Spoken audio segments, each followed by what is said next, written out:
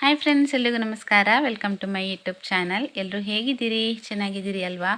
ನಾವು ಕೂಡ ತುಂಬಾ ಚೆನ್ನಾಗಿದ್ದೀವಿ. ಇವತ್ತು ಏನು ಗೊತ್ತಾ, ನನ್ನ ಮದುವೆ ಫೋಟೋಸ್ ನಿಮ್ಗೆಲ್ರಿಗೂ ಕೂಡ ತೋರಿಸೋಣ ಅಂತ ಅಂದ್ಕೊಂಡಿದ್ದೀನಿ. ಹಾಗೆ 20 ವರ್ಷದ ಹಿಂದೆ ನಡೆದಿರುವಂತಹ ಮದುವೆ ನಮ್ಮದು 2004 ಏಪ್ರಿಲ್ ತಿಂಗಳಲ್ಲಿ 23 ತಾರೀಕಿಗೆ ನಮ್ಮ ಮದುವೆ ಆಗಿತ್ತು. ನೋಡಿ ಹೇಗಿದೆ ನೋಡಿ, 20 ವರ್ಷದ ಹಿಂದಿನ ಆಲ್ಬಮ್ ಅಂತ ಹೇಳ್ಬೋದು ಇದನ್ನು. ಯಾವ ರೀತಿ ಇದೆ ನೋಡಿ, ತುಂಬ ಜೋಪಾನವಾಗಿ ನಾನು ಇದನ್ನು ತೆಗೆದಿಟ್ಟಿದ್ದೀನಿ. ತುಂಬ ಜೋಪಾನ ಮಾಡ್ತೀನಿ. ಯಾಕೆಂತ ಹೇಳಿದರೆ ನನ್ನ ಜೀವನದ ಕೆಲವೊಂದು ಗುಡ್ ಮೆಮೊರೀಸ್ ಎಲ್ಲನೂ ಇದರಲ್ಲಿ ಇರೋದ್ರಿಂದ ಹಾಗೆಯೇ ತುಂಬ ಜೋಪಾನ ಮಾಡಿ ಇದನ್ನು ತೆಗೆದಿಟ್ಟಿದ್ದೀನಿ ಅಂತಲೇ ಹೇಳ್ಬೋದು. ಹಾಗೆ ಇವಾಗ ನಿಮಗೆ ತೋರಿಸ್ತೀನಿ ನೋಡಿ, ನಾನು ಹೇಗಿದ್ದೆ ಅನ್ನೋದನ್ನ ನೋಡಿ ನಿಮಗೆ ಶಾಕ್ ಆಗ್ಬೋದು. ನನ್ನ ಫೋಟೋಸ್ ನೋಡ್ತಾ ಇದ್ದರೆ ಅಂದರೆ ಬೇರೆ ಥರನೇ ಇದ್ದೆ ನಾನು 20 ವರ್ಷಕ್ಕಿಂತ ಮೊದಲು. ದಪ್ಪ ಇದೆ, ತುಂಬಾ ದಪ್ಪ ಇದೆ. ಹಾಗೆ ಇವಾಗ ನೋಡ್ತಾ ಇದ್ದರೆ ನಿಮಗೆ ಖಂಡಿತ ಶಾಕ್ ಆಗ್ಬೋದು ಅಂತ ಅನ್ಕೋತೀನಿ. ಹಾಗೆ ನನ್ನ ಪ್ರೀತಿಯ ದೇವರು ಅಂತ ಹೇಳಿದರೆ ಗಣೇಶ.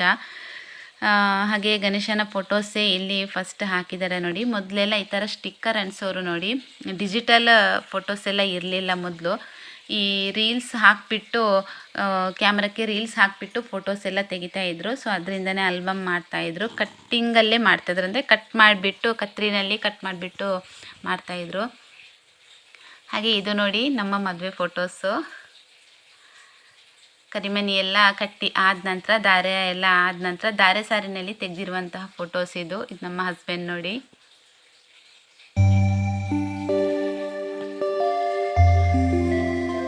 ನೆಕ್ಸ್ಟ್ ಇದೊಂದು ಪೇಜ್ ನೋಡಿ. ಮೊದಲಿನ ಆಲ್ಬಮ್ ಯಾವ ಥರ ಇದೆ ಅಂತ ನಿಮಗೆ ಕೂಡ, ಅಂದರೆ ಈಗಿನವರಿಗೆಲ್ಲ ಇದನ್ನು ನೋಡ್ತಾ ಇರಬೇಕಿದ್ರೆ ಆಶ್ಚರ್ಯ ಅಂತ ಅನಿಸ್ಬೋದು. ಸ್ವಲ್ಪ ಬೇರೆ ಥರನೇ ಇತ್ತು ಮೊದಲೆಲ್ಲ ಆಲ್ಬಮ್ಮು ನೋಡಿ. ಈ ಥರ ಎಲ್ಲ ಕಟ್ ಮಾಡಿ ಫೋಟೋಸ್ಗಳನ್ನೆಲ್ಲ ಕೆಲವೊಂದು ಅಂಟಿಸ್ತಾಯಿದ್ರು. ಇದು ನಮ್ಮ ಹಸ್ಬೆಂಡ್ನ ಅಂದರೆ ದಾರೆ ಟೈಮಲ್ಲಿ ಹಾಕಿರ್ತೀವಲ್ವ, ಅದೇ ಡ್ರೆಸ್ ಇದು. ಮದುವೆ ಮನೆಗೆ ಹೋಗಬೇಕಿದ್ರೆ ಬೇರೆ ಥರದ ಡ್ರೆಸ್ ಹಾಕ್ಕೊಂಡಿದ್ರು. ಸೊ ನಂತರ ಇದನ್ನು ಚೇಂಜ್ ಮಾಡಿದ್ದು. ಹಾಗೆ ಇದು ನನ್ನ ಫೋಟೋ ನೋಡಿ. ಇದು ಕೊನೆಗೆ ತೆಗೆದಿರುವಂತಹ ಫೋಟೋ. ಮದುವೆ ಎಲ್ಲ ಶಾಸ್ತ್ರಗಳೆಲ್ಲ ಮುಗಿದ ನಂತರ ಕೊನೆಗೆ ತೆಗೆದಿರುವಂತಹ ಫೋಟೋ. ಫೇಸ್ ತುಂಬಾ ಡಲ್ ಅಂತ ಕಾಣಿಸ್ತಾ ಇದೆ ನೋಡಿ.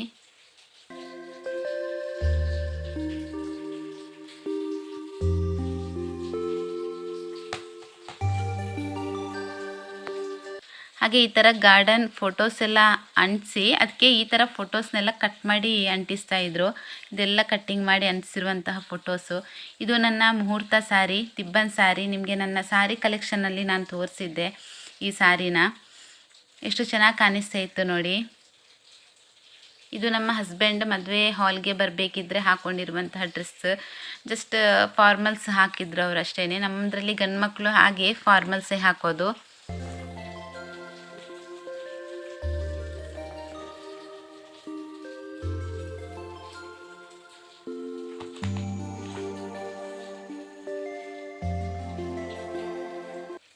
ಹಾಗೆ ಈ ಫೋಟೋಸ್ ಎಲ್ಲ ನಾನು ಮದುವೆ ಹಾಲಿಗೆ ಬಂದ ಕೂಡಲೇ ತೆಗೆದಿರುವಂತಹ ಫೋಟೋಸ್ ಅಂತ ಹೇಳ್ಬೋದು.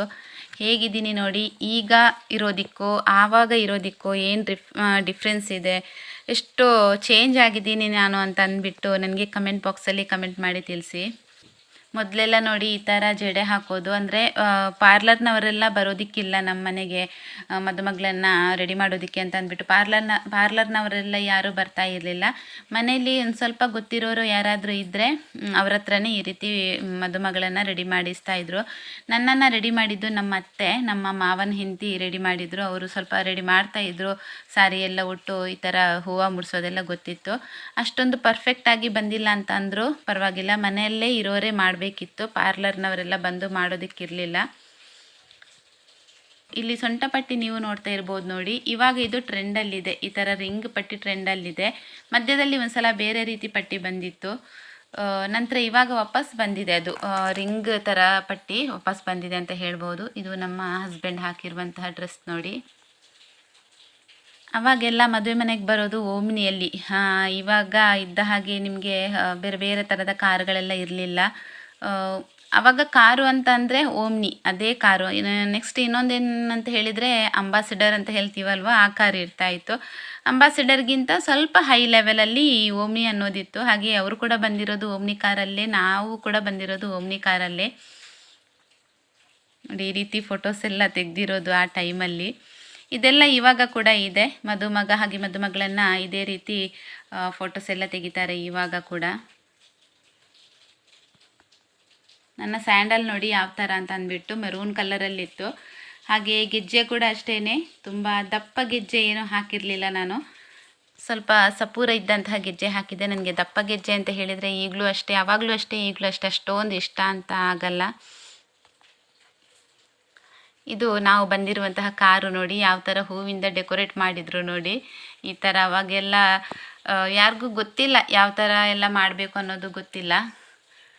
ಹೇಗೆ ತಿಳಿಯತ್ತೋ ಹಾಗೆ ಮಾಡೋದು. ಇಲ್ಲಿ ನೀವು ನೋಡ್ತಾ ಇರ್ಬೋದು ಥರ್ಮಾಕೋಲಲ್ಲಿ ನಮ್ಮದು ಹೆಸರು ಬರೆದಿರೋದು ನೋಡಿ.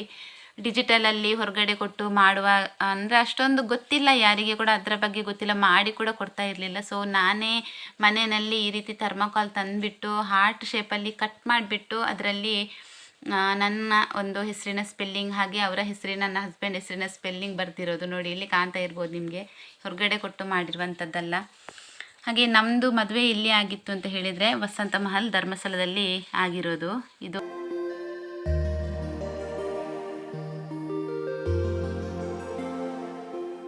ಹಾಗೆ ಮಂಟಪ ನೋಡಿ,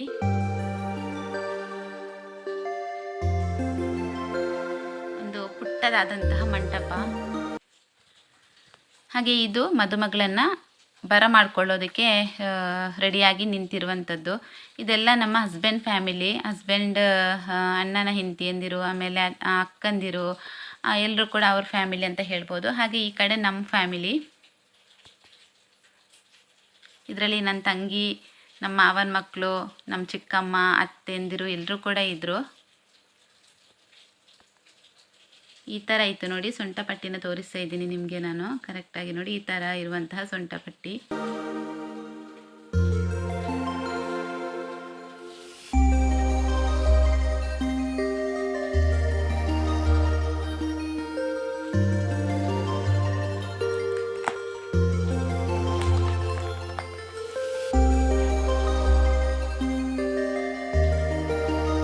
ಹಾಗೆ ಇದು ಮದುಮಗಳನ್ನು ಒಳಗೆ ಕರ್ಕೊಳ್ಳುವಂತಹ ಶಾಸ್ತ್ರ. ನಮ್ಮ ಅತ್ತಿಗೆ ಕಾಲಿಗೆ ನೀರು ಹಾಕಿ ಒಳಗೆ ಕರ್ಕೊಂಡು ಬರೋದು, ಅದನ್ನು ಇಲ್ಲಿ ಮಾಡ್ತಾ ಇದ್ದಾರೆ.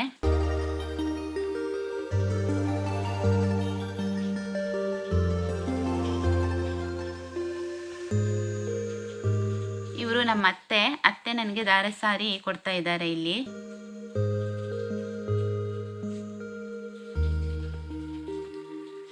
ಹಾಗೆ ಇಲ್ಲಿ ಮದುಮಗನನ್ನು ರೆಡಿ ಮಾಡ್ತಾ ಇದ್ದಾರೆ.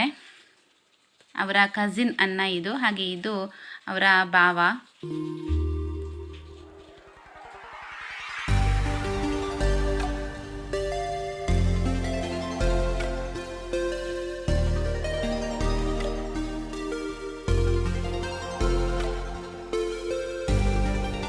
ಇದು ನನ್ನನ್ನು ಸಾರಿ ಉಡಿಸಿ, ದಾರೆ ಸಾರಿ ಉಡಿಸಿ ಕರ್ಕೊಂಡು ಬರುವಂಥದ್ದು ನಮ್ಮ ದೊಡ್ಡ ಅತ್ತಿಗೆಯವರು, ಹಸ್ಬೆಂಡ್ ದೊಡ್ಡ ಅಕ್ಕ ಅಂತ ಹೇಳ್ಬೋದು.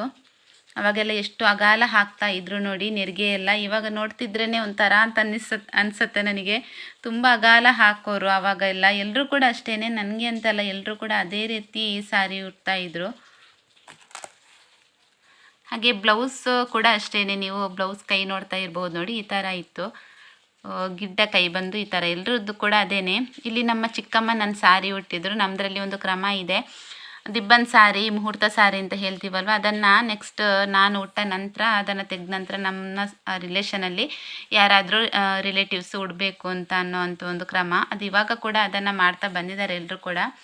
ಇದು ನಮ್ಮ ಮಾವ, ನಮ್ಮ ಅತ್ತೆ ಇಬ್ಬರು ಕೂಡ ಇವಾಗಿಲ್ಲ. ಇವರು ಧರ್ಮಸ್ಥಳದ ಅರ್ಚಕರು, ಇವರೇ ನಮಗೆ ಮದುವೆ ಮಾಡಿರೋದು.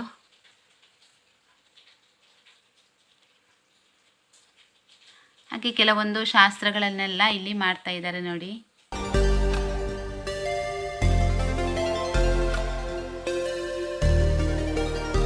ಇವರು ನಮ್ಮ ಮಾವ, ದೊಡ್ಡ ಮಾವ, ಅಮ್ಮನ ದೊಡ್ಡ ತಮ್ಮ ಅಂತ ಹೇಳ್ಬೋದು.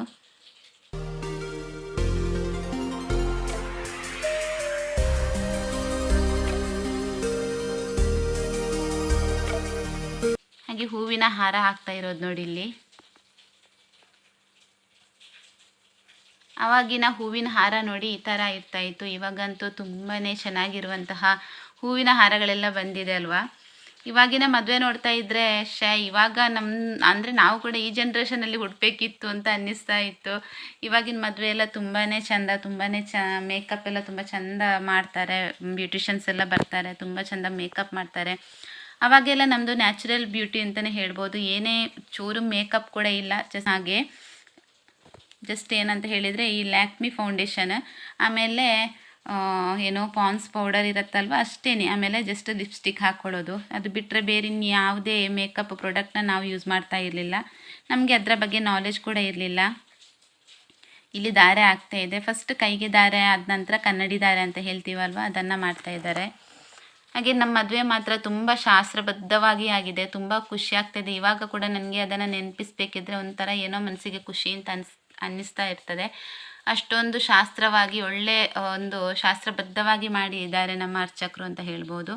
ಇಲ್ಲಿ ಕರಿಮಣಿ ಕಟ್ಟೋದು ನೋಡಿ. ಕರಿಮಣಿ ನಂದು ಆವಾಗ ಕೂಡ ಅಷ್ಟೇ ಪ್ಲೇನ್ ಕರಿಮಣಿ. ನನಗೆ ಪ್ಲೇನ್ ಕರಿಮಣಿ ಅಂತ ಅಂದ್ರೇ ತುಂಬ ಇಷ್ಟ. ಸೊ ಹಾಗಾಗಿ ಅದನ್ನೇ ಮಾಡಿಸಿದ್ವಿ. ಹಾಗೆ ಇಲ್ಲಿ ನನಗೆ ಯಾವ ಥರ ಹೂ ಮುಡಿಸಿದ್ದಾರೆ ಅಂತ ನೀವು ನೋಡ್ತಾ ಇರ್ಬೋದು ನೋಡಿ. ರೌಂಡ್ ಟೈಪು ಹೂ ಮುಡಿಸೋದು ಆವಾಗೆಲ್ಲ ಇದೇ ಟ್ರೆಂಡು. ಇದೇ ಥರ ಹೂ ಮುಡಿಸ್ತಾಯಿದ್ರು. ಬಟ್ ಇದು ತುಂಬ ಕಷ್ಟ. ಮಧ್ಯದಲ್ಲಿ ಒಂದು ಏನೋ ಈ ಸಣ್ಣ ಬನ್ ಥರ ಹಾಕಿಬಿಟ್ಟು ಅದರ ಸುತ್ತ ಈ ಥರ ಹೂ ಸುತ್ತೋದಂತ ಹೇಳಿದರೆ ಅಷ್ಟು ಒಂದು ಈಸಿ ಅಲ್ಲ. ಅದು ತುಂಬ ಕಷ್ಟ. ಕೆಲವೊಂದು ಸಲ ಏನಾಗುತ್ತೆ ಅಂತ ಹೇಳಿದರೆ ಅದು ಎಲ್ಲ ಕೂಡ ಜಾರ್ಕೊಂಡು ಬರುತ್ತೆ, ಕೆಳಗಡೆ ಜಾರ್ಕೊಂಡು ಬರುತ್ತೆ. ಹಿಂದಿನವರಾದರೂ ಕೂಡ ಅಷ್ಟೇ ತುಂಬ ಕಷ್ಟಪಟ್ಟು ಈ ಒಂದು ಹೂವನ್ನು ಈ ಥರ ಸೆಟ್ ಮಾಡ್ತಾಯಿದ್ರು.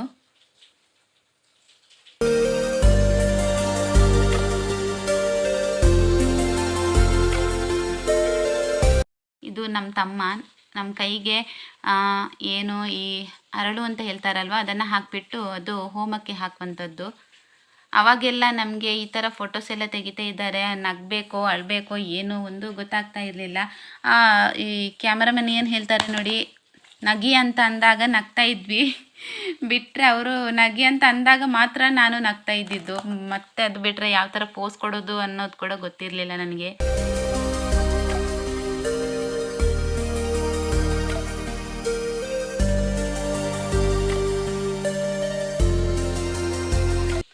ಹಾಗೆ ಇವನು ನನ್ನ ತಮ್ಮ 7ನೇ ಕ್ಲಾಸಲ್ಲಿದ್ದ ಅವನು ನಮ್ಮ ಮದುವೆ ಟೈಮಲ್ಲಿ.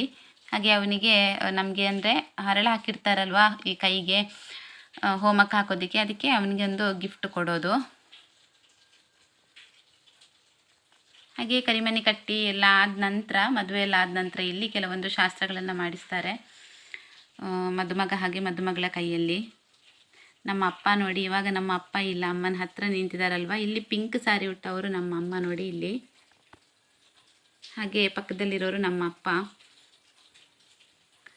ಇವಾಗ ನೋಡ್ತಾ ಇದ್ದರೆ ತುಂಬ ಜನ ಮಿಸ್ ಆಗಿದ್ದಾರೆ ಅಂತ ಅನಿಸುತ್ತೆ ಸ್ನೇಹಿತರೆ ನನಗೆ. ಇದರಲ್ಲಿ ಈ ಫೋಟೋದಲ್ಲಿ ಇರುವವರು ಇವಾಗ ತುಂಬ ಜನ ಇಲ್ಲ. ಅಂದರೆ ಸ್ವಲ್ಪ ಏಜ್ ಆದವರೆಲ್ಲ ತುಂಬ ಜನ ತೀರ್ಕೊಂಡಿದ್ದಾರೆ.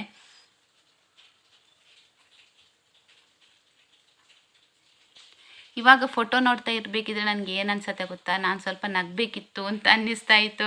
ನಾನು ಯಾಕೆ ಈ ಥರ ಸ್ವಲ್ಪನೂ ನಗ್ತಾ ಇರಲಿಲ್ಲ ಅಂಥೇಳಿ ನನಗೆ ಇವಾಗ ಅನ್ನಿಸ್ತಾ ಇದೆ. ಅದೇ ನಾನು ಹೇಳಿದೆ ಅಲ್ವಾ, ಗೊತ್ತಿಲ್ಲ, ಏನೋ ಗೊತ್ತಿಲ್ಲ. ಆ ಟೈಮಲ್ಲಿ ಎಲ್ಲರೂ ಮದುವೆ ಆಗ್ತಾರೆ ಅಂತ ಅಂದ್ಬಿಟ್ಟು ನಾವು ಕೂಡ ಮದುವೆ ಆಗೋದು. ಹಾಗೆ ಈಗ ಎಷ್ಟು ಚೆನ್ನಾಗಿ ಫೋಸ್ ಎಲ್ಲ ಕೊಡ್ತಾರೆ ನೋಡಿ. ಈಗಿನ ಹೆಣ್ಮಕ್ಳಿಗೆಲ್ಲ ಗೊತ್ತಿರತ್ತೆ ಯಾವ ಥರ ಫೋಸ್ ಕೊಡಬೇಕು, ಫೋಟೋ ತೆಗಿತಾ ಇರ್ತಾರೆ ಅನ್ನೋದು ಪ್ರತಿಯೊಂದು ಕೂಡ ಗೊತ್ತಿರತ್ತೆ.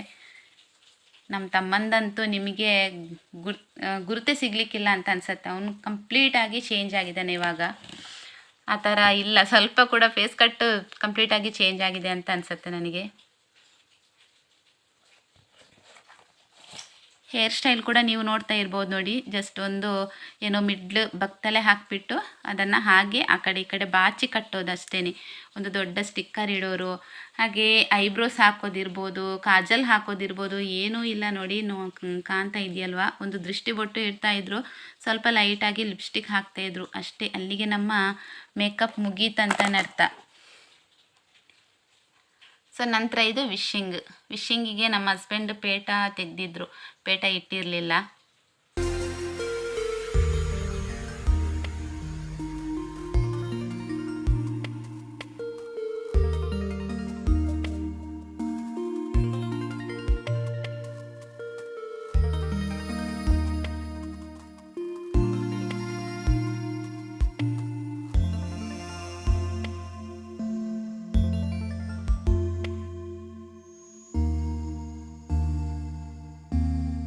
ಇನ್ನೊಂದು ನಿಮಗೆ ನಾನು ಹೇಳ್ತೀನಿ ಸ್ನೇಹಿತರೆ, ಇಲ್ಲಿ ನನ್ನ ಕೈಯಲ್ಲಿ ಮೆಹಂದಿ ಕಾಣ್ತಾ ಇದೆಯಲ್ವಾ, ನನಗೆ ಅಂದರೆ ಆ ಟೈಮಲ್ಲಿ ಮೆಹಂದಿ ಇಡೋರು ಕೂಡ ಯಾರೂ ಇರಲಿಲ್ಲ.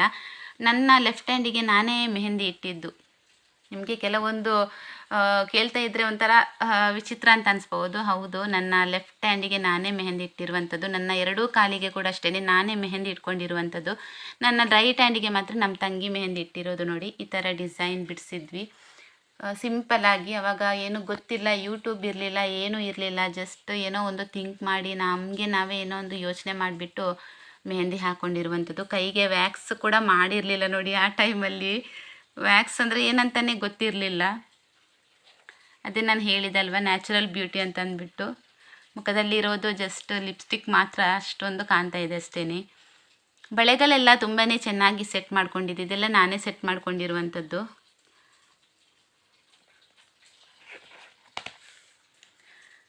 ಹಾಗೆಯೇ ಕೊರಳಿಗೆಲ್ಲ ಗೋಲ್ಡೇ ಹಾಕೋದು. ಗೋಲ್ಡ್ ಬಿಟ್ಟರೆ ಬೇರೆ ಇನ್ನೇನು ಹಾಕೋದಕ್ಕಿರಲಿಲ್ಲ. ನಮ್ಮಲ್ಲಿ ಎಷ್ಟು ಗೋಲ್ಡ್ ಇದೆಯೋ ಅದು ಹಾಕ್ತಾಯಿದ್ರು. ಮತ್ತು ಯಾರ್ದಾದ್ರೂ ರಿಲೇಟಿವ್ಸ್ ಗೋಲ್ಡು ಕೊಡ್ತಾಯಿದ್ರು. ಸ್ವಲ್ಪ ಜಾಸ್ತಿ ಗೋಲ್ಡ್ ಇರೋರೆಲ್ಲ ಅವರ ಗೋಲ್ಡನ್ನು ನಮಗೆ ಕೊಡ್ತಾಯಿದ್ರು. ಸೊ ಅದನ್ನು ನಾವು ಹಾಕ್ಕೊಳ್ಳೋದು. ಆ ಟೈಮಲ್ಲೆಲ್ಲ ಹಾಗೆ ಇತ್ತು. ಬರೀ ಸೊಂಟಪಟ್ಟಿ ಮತ್ತು ಈ ಕೈವಂಕಿ ಏನಿದೆ ನೋಡಿ, ಅದನ್ನು ಮಾತ್ರ ನಾವು ರೆಂಟಿಗೆ ತೊಗೊಳ್ಳೋದು. ಬಿಟ್ಟರೆ ಬೇರೆ ಇನ್ನೇನು ಅಂದರೆ ರೋಲ್ಡ್ ಗೋಲ್ಡ್ ಎಲ್ಲ ಹಾಕೋದಕ್ಕಿರಲಿಲ್ಲ. ಒಡವೆನೇ ಹಾಕ್ತಾ ಇದ್ದಿದ್ದು. ಇಲ್ಲ ಅಂತ ಹೇಳಿದರೆ ನಮ್ಮಲ್ಲಿ ಎಷ್ಟು ಒಡವೆ ಇದೆ ನೋಡಿ, ಅಷ್ಟೇ ಒಡವೆನ ಹಾಕೋದು. ಈ ಕಿವಿಗೆ ಹಾಕೋದಿರ್ಬೋದು, ಜುಮ್ಕ, ಇದು ಏನು ಕಿವಿಯೋಲೆಲ್ಲ ಇದೆಯಲ್ವ, ಅದೆಲ್ಲವೂ ಕೂಡ ಗೋಲ್ಡಲ್ಲೇ ಹಾಕಬೇಕಿತ್ತು.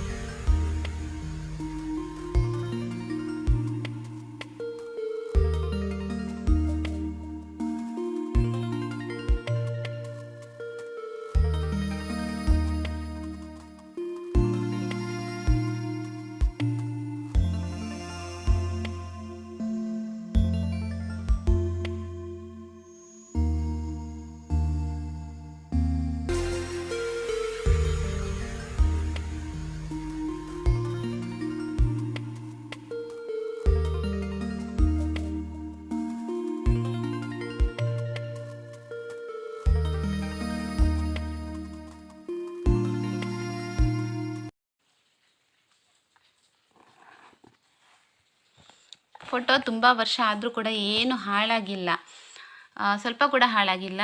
ಯಾವ ರೀತಿ ಮಾಡಿಕೊಟ್ಟಿದ್ರು ಅದೇ ರೀತಿ ಇದೆ ನೋಡಿ. ಅಷ್ಟೇ ಕೇರ್ಫುಲ್ಲಾಗಿ ನಾನು ಇದನ್ನು ನೋಡ್ಕೋತಾ ಇದ್ದೆ. ಮಕ್ಕಳ ಕೈಗೆಲ್ಲ ಕೊಡ್ತಾ ಇರಲಿಲ್ಲ. ಇದು ಕೊನೆಯ ಶಾಸ್ತ್ರ ಅಂತ ಹೇಳ್ಬೋದು. ಹೊರಗಡೆ ಬಂದು ಈ ಕಾಲಿಗೆ ನೀರು ಹಾಕಿಬಿಟ್ಟು ವಾಪಸ್ ನಾವು ಈ ಮದುವೆ ಹಾಲಿನೊಳಗಡೆ ಹೋಗೋದಕ್ಕಿತ್ತು.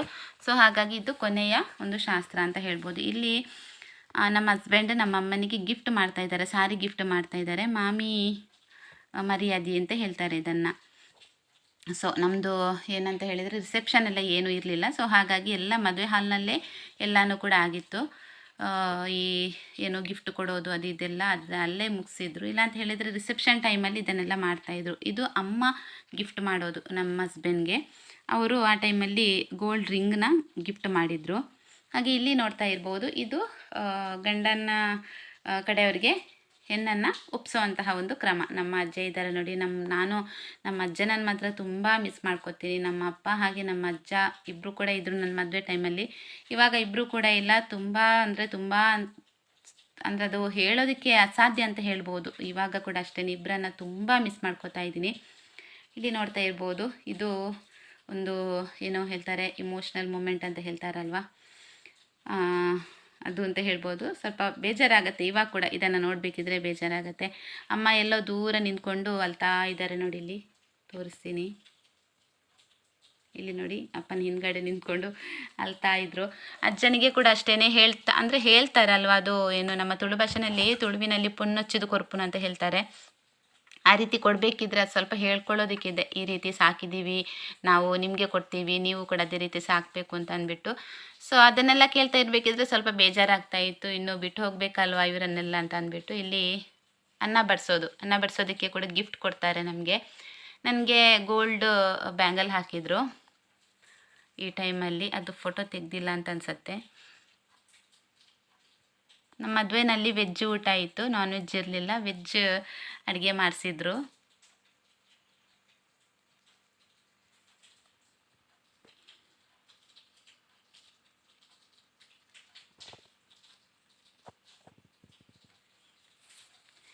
ಎಲ್ಲರೂ ಕಂಪ್ಲೀಟಾಗಿ ಚೇಂಜ್ ಆಗಿದ್ದಾರೆ ಇವಾಗಂತೂ. ಅವಾಗ ಯಾವ ಥರ ಇದ್ದರು ನೋಡೋದಕ್ಕೆ, ಇವಾಗಂತೂ ಎಲ್ಲರೂ ಚೇಂಜ್ ಆಗಿದ್ದಾರೆ. ನಾವು ಕೂಡ ಅಷ್ಟೇ, ಇಬ್ಬರು ಕೂಡ ಚೇಂಜ್ ಆಗಿದ್ದೀವಿ ಅಲ್ವಾ. ನಿಮಗೆ ಏನು ಅನ್ನಿಸ್ತು ಅಂತ ತಿಳಿಸಿ, ನನಗೆ ನಿಮ್ಮ ಅಭಿಪ್ರಾಯ ತಿಳಿಸಿ. ಆವಾಗ ಹೇಗಿದ್ವಿ, ಇವಾಗ ಹೇಗಿದ್ದೀವಿ ಅಂತ ಅನ್ನೋದನ್ನ ನನಗೆ ತಿಳಿಸಿ. ಅಂದರೆ ನಿಮ್ಮ ಅಭಿಪ್ರಾಯ, ನಿಮ್ಮ ಕಮೆಂಟ್ ನೋಡಿದರೆ ನನಗೆ ಕೂಡ ಖುಷಿ ಆಗುತ್ತೆ. ನಿಮ್ಮ ಅಭಿಪ್ರಾಯಗಳನ್ನು ತಿಳಿಸಿದರೆ ಏನು ಅನ್ನಿಸ್ತು ನಿಮಗೆ ಅನ್ನೋದು ನಂಗೆ ಗೊತ್ತಾಗತ್ತಲ್ವಾ. ಸೊ ಅದೊಂದು ಖುಷಿ ಆಗುತ್ತೆ. ಸೊ ಇಷ್ಟೇ ಸ್ನೇಹಿತರೆ, ಇದು ಕೊನೆಯ ಫೋಟೋ ಅಂತ ಹೇಳ್ಬೋದು. ಇದು ನೋಡಿ, ಇದೊಂದು ಕೊನೆಯ ಫೋಟೋ. ಇನ್ನೂ ಎಂಗೇಜ್ಮೆಂಟ್ ಫೋಟೋಸ್ ಇದೆ, ಅದನ್ನು ನೆಕ್ಸ್ಟ್ ತೋರಿಸ್ತೀನಿ. ಲೆಂತಿ ಆಗುತ್ತಲ್ವಾ ಇದರಲ್ಲೇ ತೋರಿಸಿದ್ರೆ. ಸೊ ಹಾಗಾಗಿ ನೆಕ್ಸ್ಟ್ ಅದರದ್ದು ಸಪ್ರೇಟ್ ವೀಡಿಯೋ ಮಾಡಿ ತೋರಿಸ್ತೀನಿ. ನಮ್ಮ ಮದುವೆ ಆಲ್ಬಮ್ ಈ ಥರ ಇತ್ತು ನೋಡಿ. ಹೇಗೆ ಅನ್ನಿಸ್ತು ನಿಮಗೆ? ವಿಡಿಯೋ ಇಷ್ಟ ಆಯಿತಾ? ವಿಡಿಯೋ ಇಷ್ಟ ಆದರೆ ವಿಡಿಯೋಗೊಂದು ಲೈಕ್, ಶೇರ್, ಕಮೆಂಟ್ ಮಾಡಿ. ಹಾಗೆ ಹೊಸಬರಾಗಿದ್ದರೆ ಸಬ್ಸ್ಕ್ರೈಬ್ ಮಾಡ್ಕೊಂಡು ನೋಡಿ. ಹಾಗೆ ಪಕ್ಕದಲ್ಲಿ ಇರುವಂತಹ ಬೆಲೈಕನ್ ಬಟನ್ ಕೂಡ ಕ್ಲಿಕ್ ಮಾಡಿ. ಬೆಲೈಕನ್ ಬಟನ್ ಕ್ಲಿಕ್ ಮಾಡಿದರೆ ನಾನು ಯಾವುದೇ ವೀಡಿಯೋಸ್ ಹಾಕಿದರೂ ಕೂಡ ನಿಮಗೆ ನೋಟಿಫಿಕೇಷನ್ ಬರುತ್ತೆ. ಇಲ್ಲ ಅಂತ ಹೇಳಿದ್ರೆ ನೋಟಿಫಿಕೇಷನ್ ಬರಲ್ಲ. ಸೊ ಹಾಗಾಗಿ ಹೇಳ್ತಾ ಇದ್ದೀನಿ, ಬೆಲೈಕನ್ ಕ್ಲಿಕ್ ಮಾಡಿ. ಸಿಗ್ತೀನಿ ನೆಕ್ಸ್ಟ್ ವೀಡಿಯೋದಲ್ಲಿ. ಅಷ್ಟರ ತನಕ ಎಲ್ಲರೂ ಆರೋಗ್ಯವಾಗಿರಿ. ಟೇಕ್ ಕೇರ್, ಬಾಯ್.